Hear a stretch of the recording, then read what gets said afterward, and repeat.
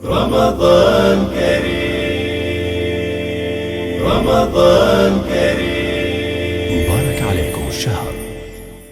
فطرہ ادا کرنے میں عمومی غلطیاں.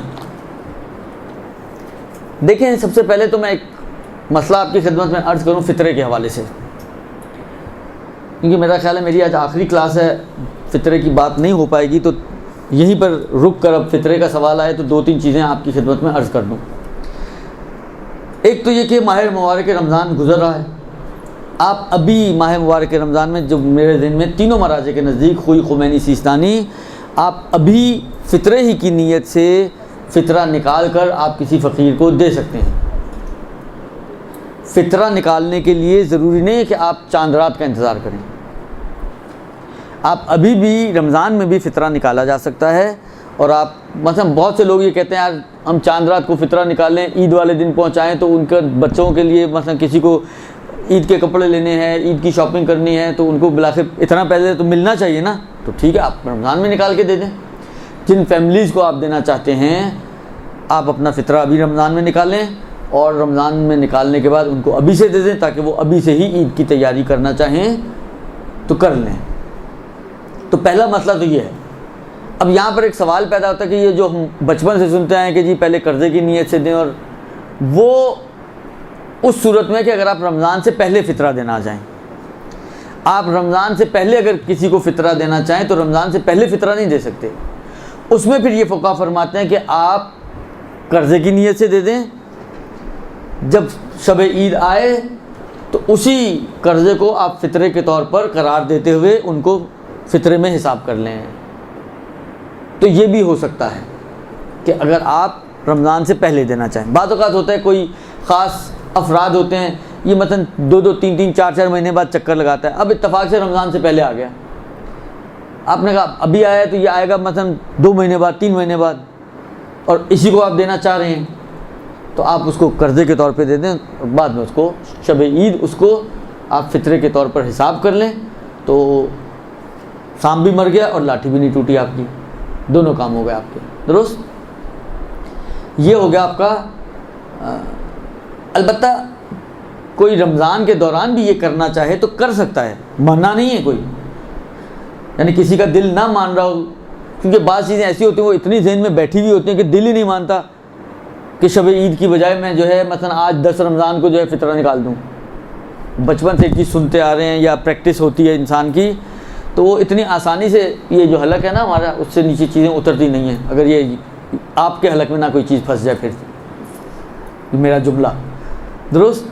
تو ایسی صورت میں آپ یہ رمضان میں بھی اپلائی کر سکتی ہیں کہ رمضان میں آپ کسی کو قرضہ دے دیں، فقیر شرعی کو جو صاحب شرائط ہو، اور جب شب عید آئے تو آپ اس قرضے کے طور پر حساب کر کے اس کو بری ذمہ بنا دیں. تو یہ رمضان کے اندر بھی ہو سکتا ہے. یہ ایک چیز. دوسری چیز یہ ہے کہ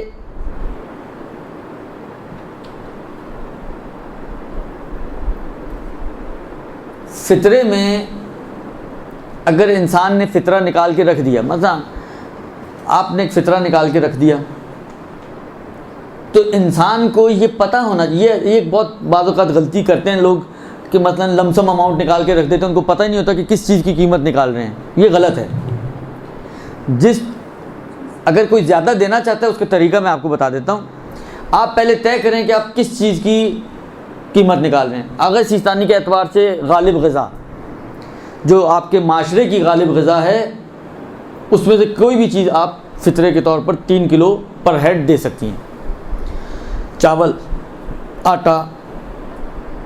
اچھا، کھجور ہمارے معاشرے کی غالب غذا ہو یہ مشکل ہے، اس لیے اس کو فعلاً چھوڑ دیں. آپ آغا سیستانی والے کھجور کے فطرے پر اکتفا نہ کریں.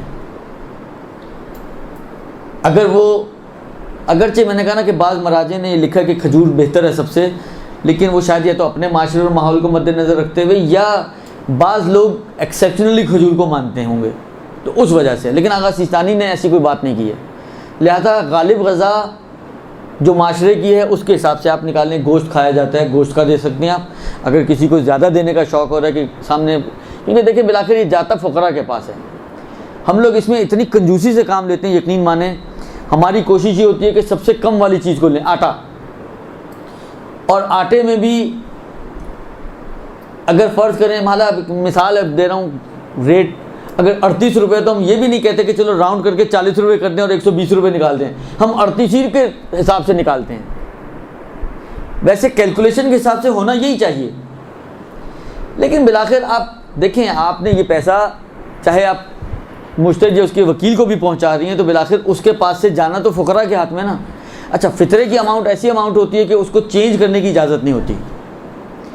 اب آپ چلر کے ساتھ 125 روپے 8 آنے بنے، جب 8 آنے ہوا کرتے تھے تو آپ نے ایک 8 آنے کا سکہ بھی ڈال دیا۔ اب آپ 8 آنے کی بجائے 125 کو 130 روپے کر دو، آپ راؤنڈ کر دو، 4 روپے میں صدقے کی نیت کر دو، آپ 4 خیرات کے طور پہ ڈال دو، آپ اس میں نہ اس کو فطرے کا حصہ بناؤ۔ لیکن اتنی ماشاءاللہ ایکوریٹ کیلکولیشن ہوتی ہے بعض مومنین کی کہ کیا ہی بولے انسان۔ ایک چیز، دوسری چیز یہ کہ اچھا بعض لوگ اپنے حساب سے ایک، شاید میرا خیال ہے کہ ان کے دل میں ایک شاید پازیٹیو چیز یہ ہوتی ہوگی کہ نئے نوٹ، مثلا 10 کے نوٹ کی گڈی ہے تو وہ نئے نوٹ نکالتے ہیں۔ وہ بابا 10 کی گڈیاں، کسی کو 10 روپے فطرے میں، دیکھیں یہ تو ضروری نہیں کہ بتائیں آپ سامنے والے کو کہ فطرہ دے رہے ہیں، لیکن جب آپ یہ 10 کی نوٹوں کی سلپ اس کے ہاتھ میں پکڑاتے ہیں تو اس کو خود ہی پتہ چل جاتا ہے کہ کیا مل رہا ہے مجھے۔ تو کوشش کریں کہ یہ جو دیکھیں، یہ غلطیاں ایسی غلطیاں نہیں کہ جو فقہی غلطیاں ہوں، یہ اخلاقی غلطیاں ہیں۔ یہ اخلاقی غلطیاں ہیں کہ سامنے والے کو اگر آپ یہ چاہیں کہ پتہ نہ چلے تو اتنا کھلا پیسہ جمع ہو جاتا ہے کہ بالآخر انسان بعض کا سوچتا ہے کہ اب یہ دے کس کو دے، کیا کہہ کے دے، کیونکہ بعض لوگ تو حساس ہوتے ہیں بہت، ان کی عزت نفس ان چیزوں کا کو گوارا نہیں کرتی کہ آپ ان کو کہیں جی میں زکوٰۃ اور فطرہ آپ کو دے رہی ہوں، یہ صدقہ آپ کو دے رہی ہوں۔ اور اچھی چیز ہے یہ، عزت نفس کا خیال رکھنا یہ بہت اچھی چیز ہے۔ جب وہ اپنے عزت نفس کو مجروح کرنے کے لیے تیار نہیں تو آپ کو بھی حق نہیں کہ آپ اس کی عزت نفس کو مجروح کریں، درست؟ لہذا کوشش کریں کہ ان کو اس انداز سے دیں کہ پہنچانے کے لیے جس کو بھی پہنچایا جائے اس کے اعتبار سے تھوڑا آسان ہو جائے۔ آپ خود بھی اگر دے رہی ہیں تو آپ کو بھی بعد میں شرمندگی نہ ہو کہ یار سامنے والا سوچ رہا ہوگا کہ مجھے اٹھا کے پتہ نہیں کیا دے دیا انہوں نے۔ تو اس کو آپ راؤنڈ کر سکتی ہیں، بڑے نوٹ بنا سکتی ہیں۔ حالانکہ میں نے کہا نا کہ جانا تو فقیر ہی کی جیب میں نا، حالانکہ 2 پیسے زیادہ چل جائیں، اس 2 پیسے پہ آپ صدقے کی نیت کر سکتی ہیں، اس 2 پیسے پہ آپ انفاق راہ خدا کی نیت کر سکتی ہیں، خیرات کی نیت کر سکتی ہیں، کوئی اور نیت جو اضافی اماؤنٹ ہے۔ آپ اپنی کیلکولیشن وہی رکھیں کہ جی فطرہ مثلا 125 روپے اور 8 نہیں ہے، مگر یہ جو 4.5 روپے جو میں نے ایکسٹرا ڈالے ہیں اس کے اندر وہ صدقہ ہے، کوئی حرج نہیں ہے اس کے اندر۔ کم سے کم لفافہ کھٹ تو نہیں کرے گا وہ جو اس کے اندر چلر ڈلا ہوا ہوتا ہے۔ اب وہ یہ میں نے کہا نا کہ یہ چیزیں ایسی ہیں کہ ان کو پہنچانا مشکل کام ہوتا ہے اور سنبھالنا بھی مشکل کام ہوتا ہے، لہذا کوشش کریں کہ اس کو تھوڑے بہتر انداز سے ادا کریں۔ شب عید اس کی نیت کی جاتی ہے۔ شب عید سے لے کر جن لوگوں نے عید کی نماز پڑھنی ہے ان کے عید کی نماز سے پہلے تک، اور جو عید کی نماز نہیں ہیں کیونکہ مستحب ہے چھوڑ سکتے ہیں تو وہ ظہر تک اس کی نیت کر کے اس کو نکال دیں۔ البتہ ظہر کے بعد اگر کوئی نکالنا چاہے تو بھی انہوں نے احتیاط یہی کہی ہے کہ احتیاط یہی ہے کہ ظہر کے بعد بھی نکالے اور دیتے وقت دوبارہ سے نیت کریں۔ اگر ڈیلے کر کے دے رہے ہیں تو دیتے وقت دوبارہ سے نیت کریں اور نیت کر کے اس کو ادا کریں۔ کوئی معقول چاہے عرفی عذر ہو اگر آپ کے پاس ہے تو آپ اس کو نکال کر ڈیلے کر سکتے ہیں۔ معقول عذر میں یہ ہو سکتا ہے کہ مثلا فرض کریں آج آپ نے نکالا ہے، 2 دن بعد کوئی آنے والا ہے جس کو آپ دینا چاہتے ہیں، ایک معقول عذر ہے تو آپ 2 دن اس کو روک سکتی ہیں۔ لیکن اگر آپ کے پاس کوئی معقول عذر نہیں ہے تو فوری طور پر یا پہنچا دیں، یا یہ کہ مشتری یا اس کے کسی وکیل کے ہاتھ میں آپ جا کے دے دیں تاکہ آپ بری ذمہ ہو جائیں۔ ایک دفعہ جب آپ نے فطرے کی اماؤنٹ نکال دی، اب آپ اس کو چینج نہیں کر سکتی ہیں۔ یہ غلطی بہت ہوتی ہے، آپ نے کھلے نکالے، بعد میں آپ کو کھلوں کی ضرورت پڑی، آپ نے وہاں پہ بندہ نوٹ رکھ دیا، کھلے اٹھا لیے، نہیں اٹھا سکتی آپ نے وہاں بندے رکھے، آپ کے ہاتھ میں کھلا تھا، آپ نے کہا چلو بندے میں لے لیتی ہوں، کھلا وہاں رکھ دیا، بندے نوٹ اٹھا لیے، یہ نہیں ہو سکتا۔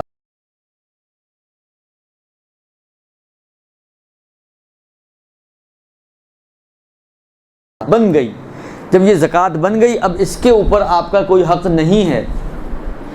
اس میں اور خمس میں فرق ہے. زکوٰۃ میں تو جدا کرنے سے زکوٰۃ بن جاتی ہے، خمس میں جدا کرنے سے خمس نہیں بنتی ہے. لہذا آپ نے خمس کی نیت سے پیسے نکال کے الگ کر دیے، ابھی بھی آپ کا مال ہے. یعنی اگر یہ آج تلف ہو جائے اور ضائع ہو جائے تو امام کا نقصان نہیں ہوا، یہ ابھی بھی آپ ہی کا نقصان ہوا. آپ اس کو چینج کرنا چاہیں، کھلا لینا چاہیں، بندہ کرنا چاہیں، بالآخر بعض اوقات آخری تاریخوں میں ایسے دن آ جاتے ہیں کہ بالآخر سارے خزانے جو ہیں وہ خالی ہو چکے ہوتے ہیں. اب کوئی ایسا مجبوری والا خرچہ پڑ گیا، کوئی ڈاکٹر کا، کوئی میڈیکل کا، کوئی کھانے کا، کوئی پینے کا، نہیں آپ کے پاس پیسے، آپ اس سے اٹھا سکتی ہیں، ابھی بھی اٹھا سکتی ہیں، اس لیے کہ ابھی بھی آپ کا مال ہے.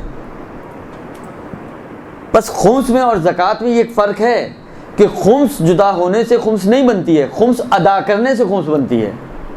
زکوٰۃ جدا ہوتے ہی زکوٰۃ بن جاتی ہے، فطرہ.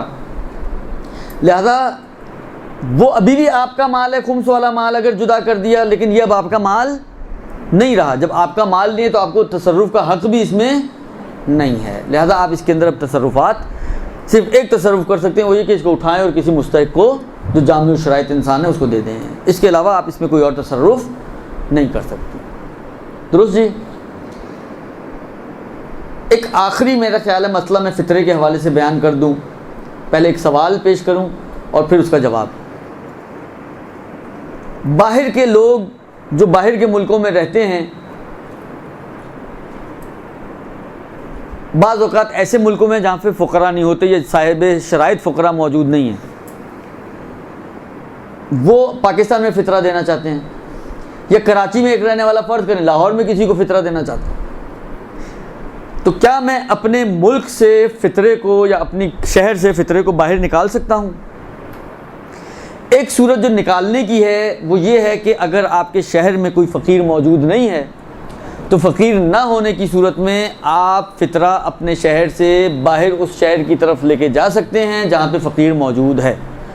بس پہلی صورت وہ یہی ہے، مثلا میں کراچی میں رہتا ہوں، میں نے فطرے کی نیت کی اس مال پر، اور کراچی میں مجھے کوئی فقیر ہی نہیں مل رہا. فرض کریں، اعلیٰ ایک مثال ہے، یہاں تو ہر دوسرا آدمی ایسے فقیر ہے، لیکن سمجھانے کے لیے فرض کریں کہ کراچی میں کوئی فقیر موجود نہیں ہے. تو اب کیا کیا جائے؟ اب میں یہ کر سکتا ہوں کہ اس مال کو اٹھاؤں. اگر میں فرض کریں حیدرآباد جا رہا ہوں اور وہاں پہ کوئی فقیر موجود ہے تو میں حیدرآباد لے جاؤں اور وہاں پہ کسی فقیر کو دے دوں. یہ کر سکتا ہوں میں. بس پہلی صورت یہ ہے کہ میں فطرہ نکالنے کے بعد اس مال کو فقیر نہ ہونے کی وجہ سے شہر سے باہر نکال سکتا ہوں. یہ ایک.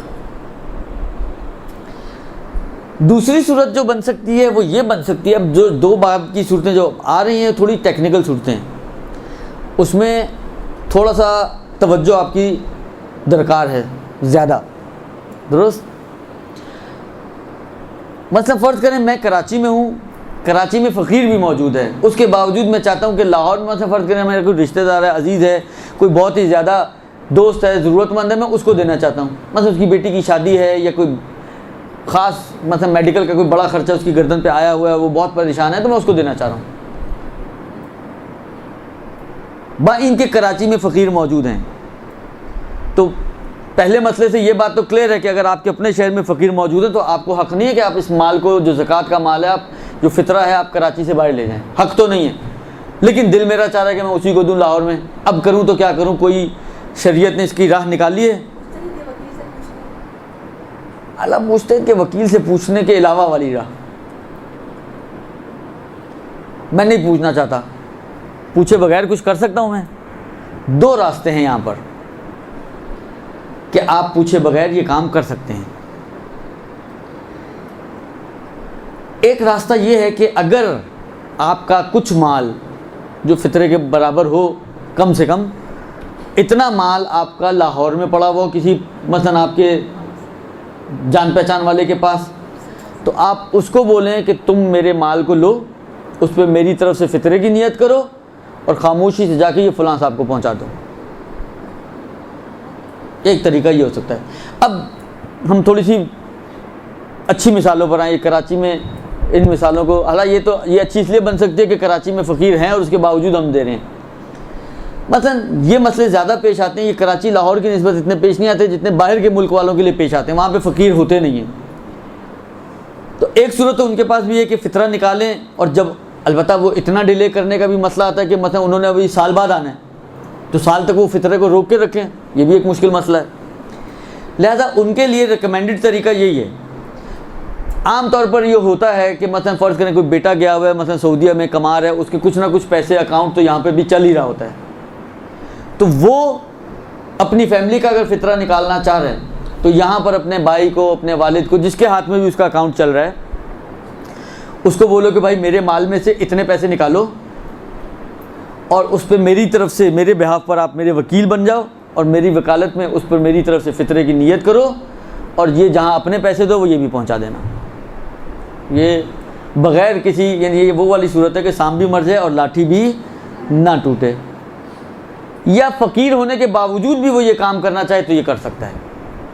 اس کام کے لیے ضروری نہیں ہے کہ فقیر نہ ہو تبھی یہ کام ہو سکتا ہے، فقیر ہو یا نہ ہو دونوں صورتوں میں یہ کام ہو سکتا ہے کہ آپ کسی اور کو اگر دینا چاہیں تو وہاں اپنے کسی کو وکیل بنائیں کہ وہ آپ کے مال سے، اگر آپ کا مال موجود ہے، اچھا اگر آپ کا مال نہ ہو تو کیا کرے وہ، پھر آپ اس کو 2 وکالتیں دیں، ڈبل وکالت۔ آپ اس کو وکیل بنائیں کہ آپ کے بہاف پر کسی سے بھی قرضہ لے لے، چاہے اپنے آپ سے قرضہ لے لے، قرض لینے میں وکیل، اور دوسری وکالت بعنوان فطرہ اس کو ادا کرنے میں وکیل۔ یہ 2 وکالتیں اس کو دے کہ میرے بہاف پر پہلے تم قرضہ لو کسی سے بھی، چاہے اپنے آپ سے ہی لے لو، درست، اور جب قرضہ لے لو تو یہ پیسہ اب میری طرف سے دوسری وکالت تمہارے کو یہ ہے کہ تم وکیل ہو کہ اس پر میری فیملی کا فطرے کی نیت کر کے اس کو بعنوان فطرہ جس صاحب کو بھی دینا چاہتے ہیں ان کو پہنچا دو۔ اگر پیسہ ہے تو ایک وکالت، پیسہ نہیں ہے تو ڈبل وکالت، ایک قرض لینے کے لیے اور ایک ادا کرنے کے لیے۔ اس طریقے سے آپ کی مشکل حل ہو سکتی ہے۔ اچھا، اب تیسری اس کی شق جو بن سکتی ہے وہ یہ بن سکتی ہے کہ وہاں آپ کا کوئی جان پہچان والا نہیں ہے لیکن پہنچانا آپ نے وہی ہے۔ مثلا فرض کریں لاہور میں یا سعودیہ میں کوئی رہتا ہے، اس نے کراچی میں پہنچانا ہے، کوئی امریکہ میں رہتا ہے اس نے کراچی میں پہنچانا ہے، تو جس پہنچانا ہے مثلا فرض کریں ایکس کو، لیکن یہ جو پہنچانے والا شخص ہے جو فطرہ نکالنا چاہ رہا ہے اس کا کوئی رشتہ دار کراچی میں ایسا نہیں ہے، کوئی اکاؤنٹ ہی اس کا کراچی میں نہیں، کوئی دوست یار بھی کراچی میں ایسا نہیں ہے کہ جس کو وہ یہ ذمہ داری سونپ سکے۔ اب کیا کریں؟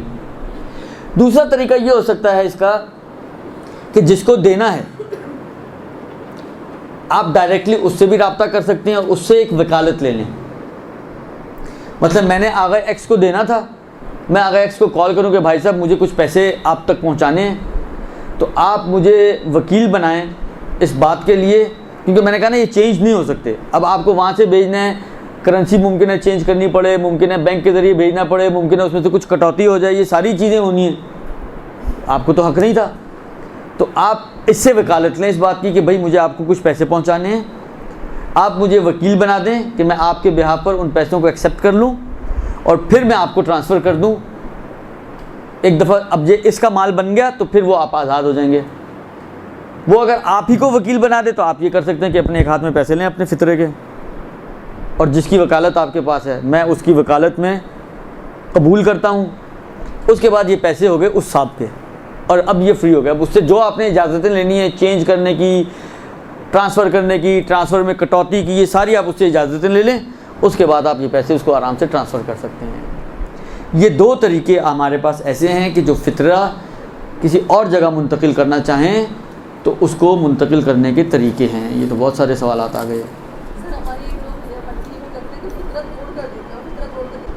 کیا فیملی میں فطرہ دے سکتے ہیں؟ اگر دے سکتے ہیں تو معیار کیا ہے؟ صرف واجب نفقہ افراد کو آپ فطرہ نہیں دے سکتے، جو آپ کا واجب نفقہ نہیں ہے اگر اس کے اندر وہ شرائط موجود ہیں۔ دیکھیں یہ جملہ میں اس لیے بار بار کرتا ہوں کہ اس میں بہت زیادہ غلطیاں ہوتی ہیں، ہم لوگ بعض چیزوں کو چیک ہی نہیں کرتے ہیں۔ وہی شرائط جو سہم سادات میں سید کی شرائط ہیں، جو مجہول المال وغیرہ میں اور دوسرے کفاروں وغیرہ میں آغا سیستانی کے نزدیک یہاں پہ بھی ہیں، اور فطرے میں تو تقریباً سب مراجع نے مانی ہے۔ تو ان شرائط کا خیال رکھیں جو پہلے گزر چکی ہیں پچھلی کلاس میں، کہ ان شرائط کی حامل افراد کو اگر واجب النفقہ نہ ہو تو چاہے آپ کے گھر والے ہی ہوں، یعنی خاندان کے افراد ہوں، آپ ان کو فطرہ دے سکتے ہیں۔ والدین کا فطرہ کون نکالے گا جبکہ ان کے بہت سے بیٹے ہوں؟ تو ان کا فطرہ کس طرح نکلے گا یا والدین خود نکالیں؟ دیکھیں، اگر تو والدین کسی اولاد کے، یعنی شب عید کس اولاد کے گھر پر ہیں، اس کو نکالنے والدین کا فطرہ، کیونکہ جس کے گھر پر شب عید، ممکن ہے مثلا ایک والدین ہوں جو 26-27 دن ایک روزے پورے 26-27-28 روزے ایک بیٹے کے گھر رہے ہوں، 2 دن پہلے دوسرے بیٹے کے گھر منتقل ہو گئے، اب شب عید سارا مہینہ اس بیٹے کے پاس رہے ہیں، فطرہ یہ نہیں نکالے گا۔ جس بیٹے کے پاس شب عید تھے وہ بیٹا جو ہے فطرہ نکالے گا ان کا۔ اور اگر بیٹے فقیر ہیں اور والدین خود غنی ہیں تو والدین پھر اپنا فطرہ خود نکالیں گے اس صورت میں۔ ہم نے کسی درس میں یہ فرمایا تھا کہ نان و نفقہ اٹھانے والے پر ہی فطرہ واجب ہوتا ہے، اور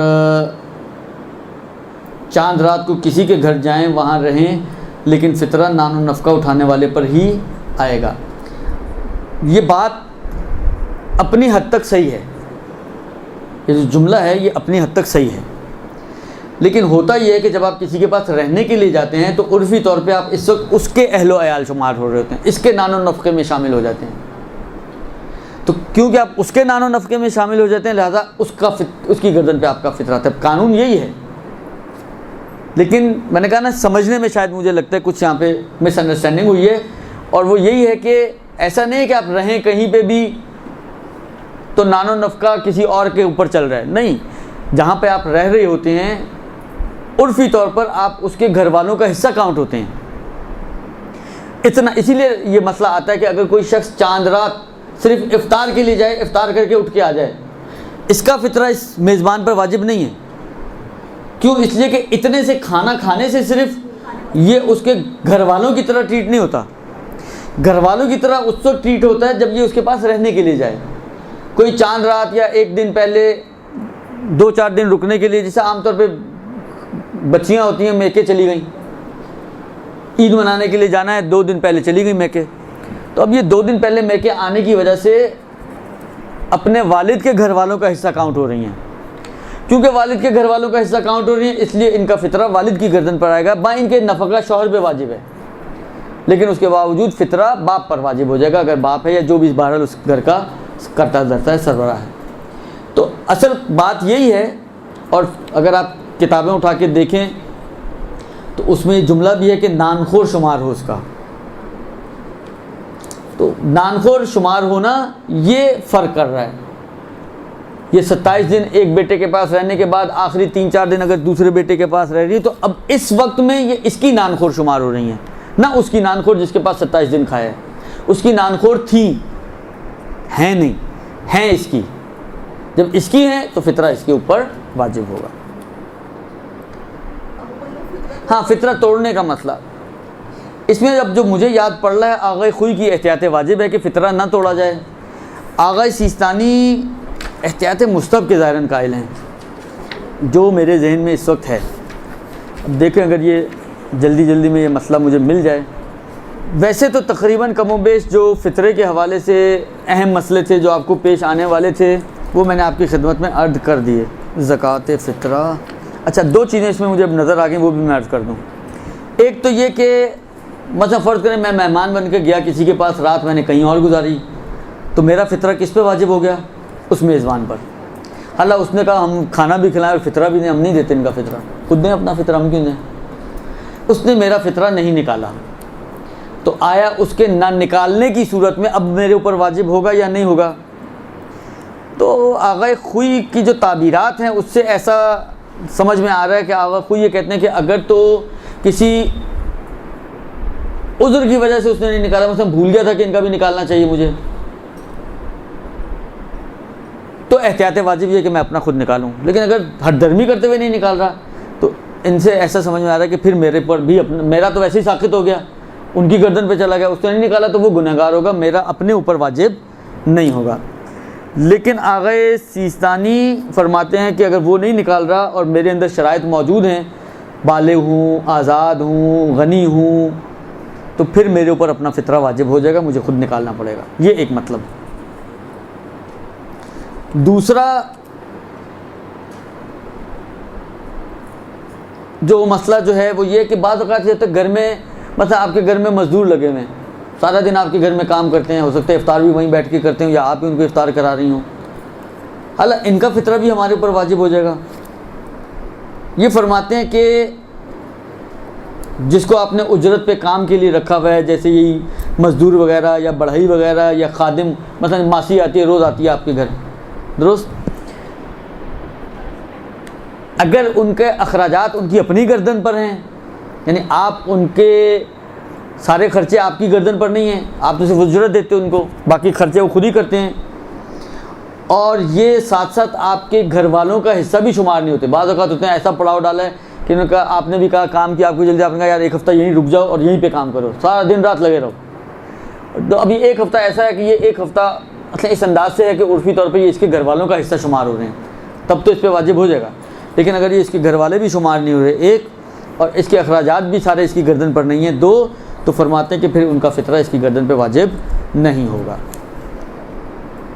اب اس میں یہ مسئلہ موجود نہیں ہے کہ توڑنے کا، اب جو مجھے یاد ہے میں بھی یاد والے سے آپ کو بتا سکتا ہوں کہ آغا خوئی منع کرتے تھے، آغا سیستانی کا اتنا مسئلہ نہیں ہے، توڑا جا سکتا ہے، احتیاط مستوزارن کے نہ توڑا جائے، لیکن بہرحال احتیاط اسی کے مطابق ہے کہ کم سے کم ایک آدمی کا فطرہ آپ ایک ہی آدمی کو دیں، یا ایک فیملی کا فطرہ ایک آدمی کو دیں، توڑے نہ فطرے کو، مثلا 700 روپے بنے آپ 350 ایک کو دے دیں، 350 ایک کو دے دیں، یہ کام نہ کریں، بیچ میں فطرے کی اماؤنٹ ٹوٹے نہ، اس انداز سے فطرے کو ادا کریں۔